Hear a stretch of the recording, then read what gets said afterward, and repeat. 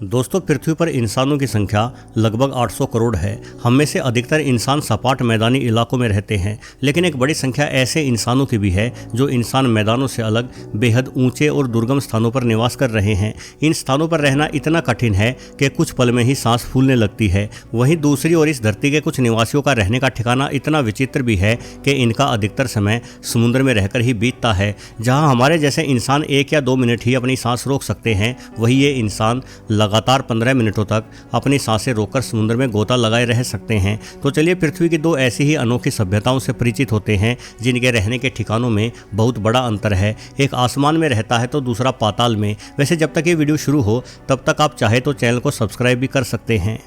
तो दोस्तों, शुरुआत पहाड़ों से करते हैं। पृथ्वी पर लगभग 8 करोड़ इंसान ऐसे हैं जो कि 8200 फीट से अधिक की ऊंचाई पर रहते हैं। ये लोग दक्षिणी अमेरिका, मध्य एशिया एवं पूर्वी अफ्रीका के लोग हैं। कोरजोक, जो कि लद्दाख में स्थित है, भारत का सबसे ऊंचा गांव है। इस गांव की ऊंचाई समुद्र तल से 15,000 फीट से थोड़ी अधिक है। वहीं चीन के किंग हवाई में 15,900 फीट की ऊंचाई पर भी एक कस्बा बना हुआ है, लेकिन सबसे अधिक ऊंचाई पर पेरू के लोग रहते हैं। इंडीज पर्वत श्रृंखला के पहाड़ों के मध्य में यहाँ एक शहर है जिसे डेविल्स पैराडाइज यानी शैतान के स्वर्ग नाम से जाना जाता है। हालांकि शहर का असली नाम ला रिंकोनाडा है, जो कि अलग अलग स्थानों पर 16.5 से 17,000 फीट की ऊंचाई रखता है। ला रिंकोनाडा में रहने वाले लोगों का जीवन बड़ा ही कठिन है। यहाँ पानी की कोई सप्लाई नहीं है। पानी के लिए ये लोग बर्फ को पिघलाकर अपना काम चलाते हैं या फिर यहाँ मौजूद एक आध झरनों से पानी भरकर ले आते हैं। यहाँ तक कि ला रिंकोनाडा में बिजली की सप्लाई भी वर्ष 2000 से शुरू हुई थी। ला रिंकोनाडा में लोग कचरे और गंदगी के ढेर में रहते हैं क्योंकि यहाँ से कचरे को हटाने की कोई सुविधा नहीं है। इस स्थान पर ठंड खून जमा देने के लिए काफ़ी है तो ऑक्सीजन का स्तर सामान्य से आधा है। परंतु ला रिंकोनाडा में रहने वाले लोगों की असल समस्या ये सब नहीं है, बल्कि इन लोगों के लिए असली समस्या जहरीला पानी है। इस कस्बे का अधिकतर पानी जहरीली मरकरी के घुल जाने से दूषित हो चुका है, जिस कारण यहाँ के स्थानीय निवासी फेफड़ों की बीमारियों और विभिन्न श्वसन रोगों के संक्रमण से पीड़ित है। इस क्षेत्र में अपराध भी अन्य जगहों की तुलना में ज़्यादा है। यहाँ सरेआम लोगों की हत्याएं हो जाती हैं, युवतियों को वेश्यालय में धकेल दिया जाता है और मारपीट व झगड़े तो इतने आम है कि उन पर कोई ध्यान भी नहीं देता। ऐसे में सोचने वाली बात यह है कि यदि स्थान पर रहने में इतनी ही समस्या है तो आखिर यहाँ के लोग कहीं और क्यों नहीं चले जाते। दरअसल इन सभी मुसीबतों की जड़ एक अनमोल धातु यानी सोना है। 1980 के दशक तक ला रिंकोनाडा में 2000 से भी कम इंसान रहा करते थे और यहाँ की आबो हवा भी काफ़ी साफ थी। परंतु जैसे जैसे सोने की कीमतें बढ़ी, यहाँ रहने वाले निवासियों की संख्या में भी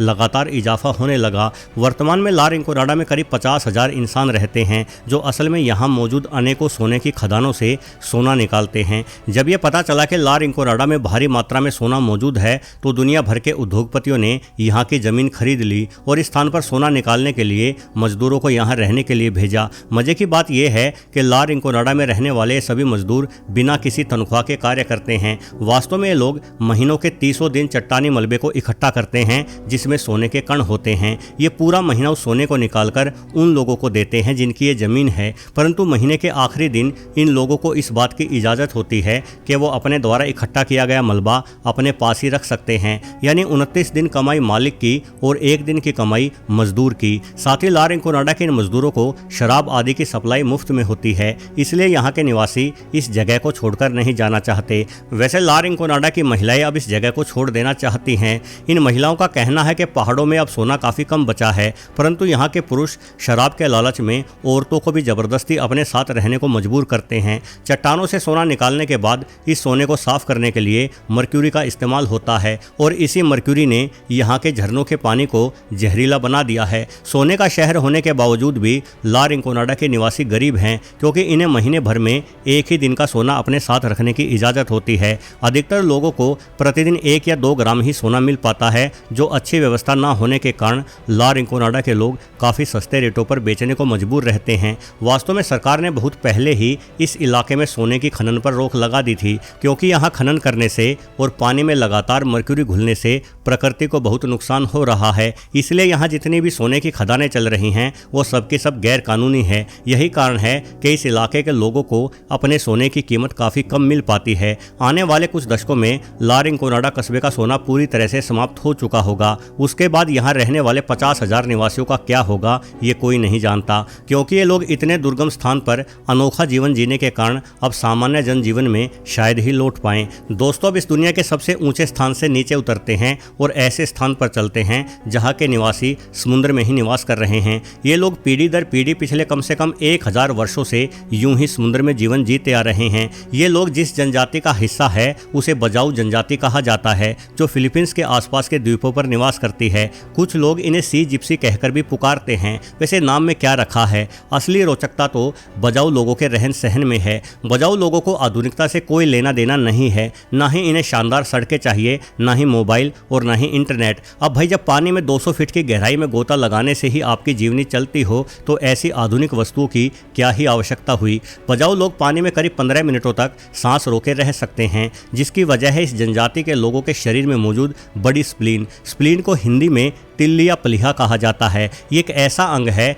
जिसके बिना इंसान जीवित भी रह सकता है, परंतु फिर भी यह काफ़ी महत्वपूर्ण है। स्प्लीन हमारे इम्यून सिस्टम को सपोर्ट करता है, साथ ही खून में मौजूद रेड ब्लड सेल्स की रिसाइकल प्रक्रिया में भी काम आता है। अब चूंकि बजाऊ लोगों का स्प्लीन हमारी तुलना में 50% बड़ा है, तो इसका मतलब ये है कि इन लोगों के खून में रेड ब्लड सेल काउंट भी अधिक होता है, जिस वजह से हमारी तुलना में अधिक ऑक्सीजन अपने शरीर में स्टोर रख सकते हैं। पीढ़ी दर पीढ़ी समुद्र में लंबे समय तक रहने के कारण ही बजाऊ लोगों के शरीर में परिवर्तन आते हुए इनका स्प्लीन अधिक बड़ा हो गया है और ये पानी की असीम गहराई में गोता लगा सकते हैं। बजाऊ लोगों के अस्तित्व के इतिहास में जाए तो कहा जाता है कि अतीत में किसी अपराध के चलते कुछ लोगों को फिलीपींस से देश निकाला दे दिया गया था। वही लोग फिलीपींस, मलेशिया एवं इंडोनेशिया के आसपास मौजूद द्वीपों पर रहने चले गए और समुद्र में मछली आदि के शिकार को ही अपने जीवन जीने का जरिया बना लिया और आज वही इंसान बजाऊ जनजाति के नाम से जाने जाते हैं। ये लोग अपने घरों को बांस आदि से तटों के किनारे पर बनाते हैं।